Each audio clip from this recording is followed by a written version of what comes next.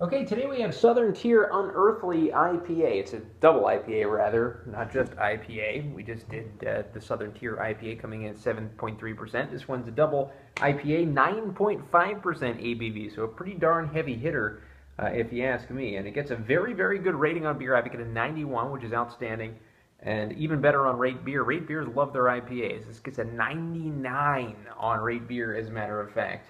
It gives a little bit of a blurb on Rate Beer directly from the company, but it had a really weird last line in it that I don't even know if it's appropriate or not. It says ABV went from 9.8% to 11%. I have no idea what that means because this is everything listed on this beer is 9.5%. I don't know where the 9.8% is coming from. The 11%, I have no idea where that's coming from. That's a little insane. So I don't really know what that was all about. But we got a bomber of it. Is this a 22 ouncer? I think this is a 20. Yeah, this is a 22 ouncer right here. So 1 pint and 6 ounces. So a pint and what's 6/16 would be 3/8 of a pint. So there you have it, something like that. Anyway, there is a blurb on here. Again, not really too much crazy information about this beer. They want you to serve it at 42 degrees, which I guess would be about what this bottle is right now. Unearthly is a manifestation of the brewer's craft, skillfully balancing art and the forces of nature to provide a divine liquid. So delicately pour a taste into a fluted glass. The enchanting aromas of the hops waft forward as your first sip divulges this beer's fervent soul. To underestimate Unearthly is to trifle with the mysteries of the universe, so please consume wisely. Now, I read that on Rate Beer, and then after that, it gave the whole 9.8% to 11%, which maybe that's a mystery. I don't know. I really don't understand the higher ABV volume right there. Do we have a born on date on this beer?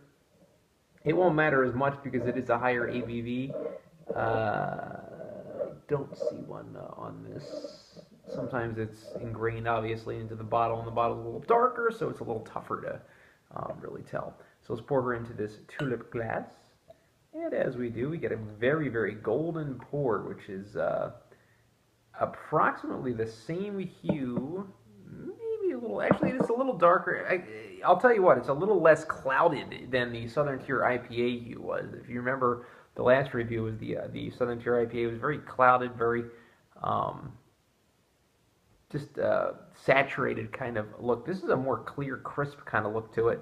A very, very nice looking beer with a head about, I'm going to say about almost a finger. We'll give it a finger, why not, of head on this beer. So it's a good, great looking IPA, or double IPA, I should say. It's a nice looking beer. I like the look of this. Let's get the aroma now of Southern Tier Unearthly. Oh yeah, definitely. Still getting the grapefruit dankness, but not quite as harsh of an aroma as the IPA is.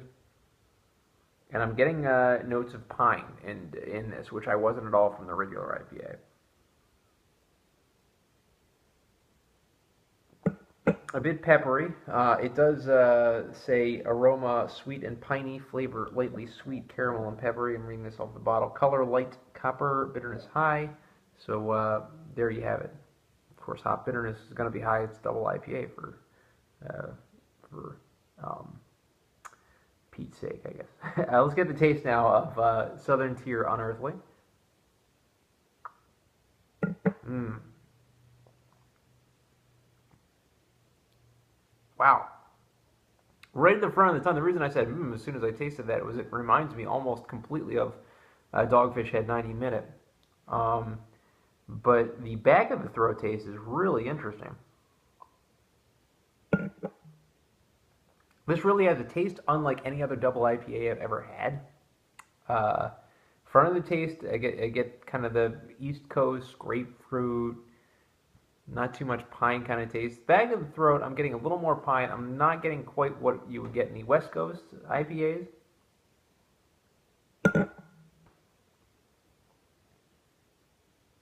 But I'm definitely getting like a very peppery kind of taste to this beer. And it does have a bit of a light sweetness to it as well, but I think that light sweetness kind of counteracts a little bit with what should be the intention of a double IPA, in my opinion. So it gets knocked off a little bit as far as that goes. But overall, it's a tasty double IPA. It's got some legs to it. Definitely has some alcohol legs, as you can see creeping on the side of this glass, if you will. It's a good beer. It's a good try. It's a good try, meaning, you know, making them seem like kindergartners or something. It's a good effort by a Southern Tier. Again, not something that's going to stick out for me. So I'm a little, I don't know. Maybe my standards on IPAs and double IPAs, like with so many other people, have gone so sky high because just there's so many in the market. The market's so saturated with these things. Every brewery's got to have one, and you got to really knock it out of the park. Beer Advocate and Rate Beer thought it knocked it out of the park. I don't quite reach their consensus on this beer.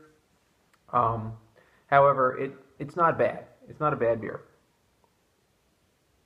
And for an East Coast one, it's one of the better double IPAs. So I'm going to go ahead and give Southern Tier, I should say, Unearthly a 7.5 out of 10.